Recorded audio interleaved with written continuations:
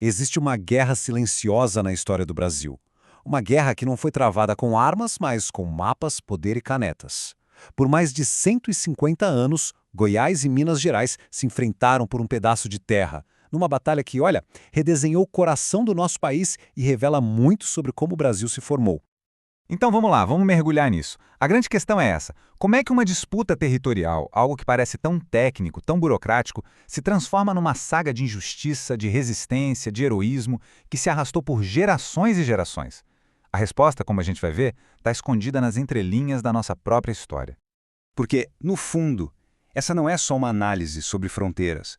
É uma verdadeira história de Davi contra Golias, uma província inteira tentando defender o que era seu por direito contra uma das maiores forças políticas de todo o Império. Para a gente entender essa guerra, a gente precisa voltar no tempo. Mas voltar mesmo, lá para o momento exato em que a semente de todo esse conflito foi plantada. Olha só, no começo tudo parecia bem definido. Em 1748 os limites eram conhecidos, era oficial. Mas o ponto de virada, o ato que mudaria absolutamente tudo, acontece em 1800. Um único juiz, Gregório de Moraes Navarro, sem consultar Goiás, sem perguntar nada, simplesmente redesenha o mapa por conta própria. Foi um ato unilateral que deu início a décadas de briga. E claro que uma ação dessas não passou batida. Um dos grandes defensores de Goiás, João Cardoso de Menezes e Souza, resumiu a situação com perfeição. Ele disse que essa demarcação de 1800 foi exatamente o que parece: um ato de puro capricho, sem nenhuma base na lei, sem justiça nenhuma.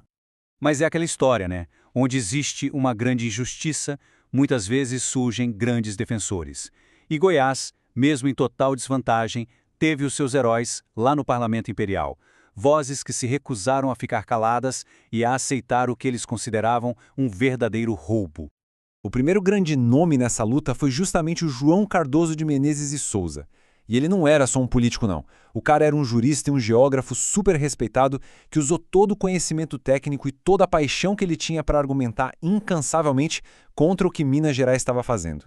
E junto com ele, teve outra figura que foi fundamental: Olegário de Aquino e Castro.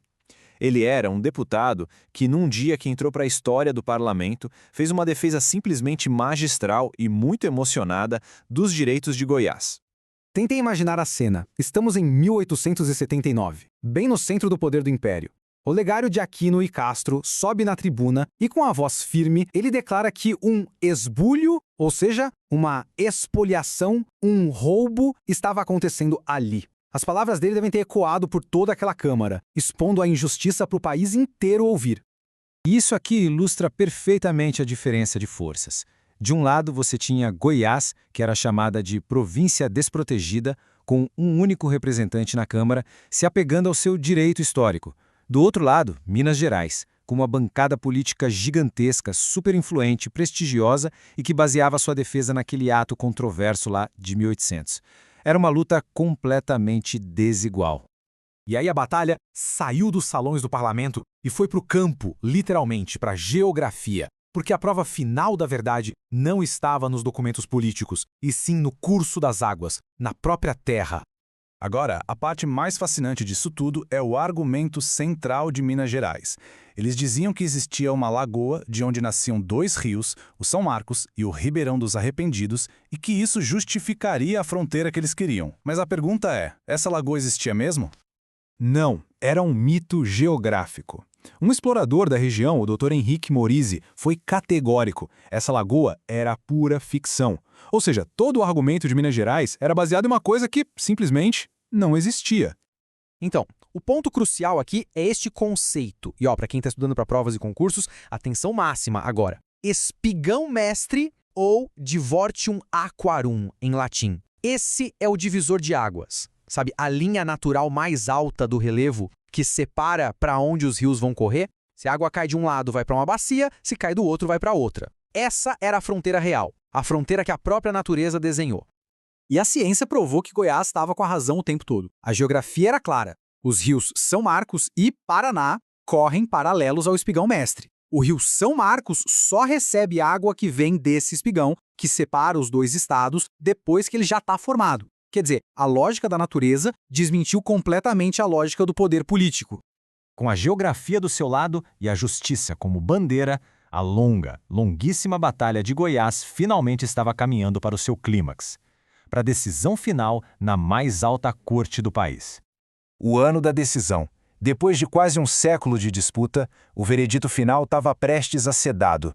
O momento que iria definir o mapa do Brasil para sempre. E a decisão finalmente veio. No dia 4 de dezembro de 1895, o Supremo Tribunal Federal deu o seu parecer final. Vitória de Goiás. A Corte reconheceu o direito histórico, o direito geográfico e colocou um ponto final numa disputa que foi longa e, acima de tudo, injusta. Foi a vitória da persistência e da verdade. A história de Goiás e Minas é muito mais do que uma curiosidade regional. Ela faz a gente pensar quantos outros conflitos como este, travados nos bastidores do poder com mapas e documentos, acabaram moldando as fronteiras e o destino dos estados brasileiros. A história do nosso território talvez seja bem mais complexa do que a gente imagina.